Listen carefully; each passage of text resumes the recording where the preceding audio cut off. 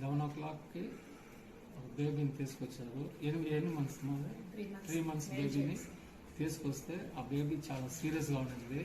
ఆ బేబీకి ట్యూబ్ కూడా వేసాము. కానీ ఇక్కడ క్యాజువాలిటీలో కాకుండా ఎన్బిఎస్ కూడా పంపించాము.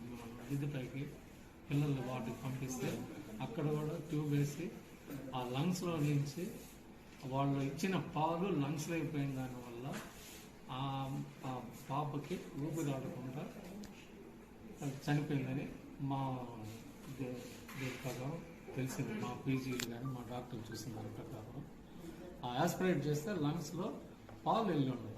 లంగ్స్లోకి పాలు వెళ్తే అది ఊపిరాడేది చాలా కష్టం. అందువల్ల బేబీ చనిపోయాడు. సార్ మీ పేరు సార్? డాక్టర్ సుబ్బారెడ్డి. వస్తానే 11 గంటలకు మేము అటెండ్ అయినాం. 11 గంటలకు అటెండ్ అయితే మా పీజీ మేడం వాళ్ళని మేడం ఉన్నారు, ఇంకో డాక్టర్ ఉన్నారు. పైన ఎన్బిఎస్సి వార్డుకి పంపించాము. అక్కడ ట్యూబ్ యాస్పిరేషన్ చేశారు, అన్నీ చేసి ఆక్సిజన్ పెట్టారు.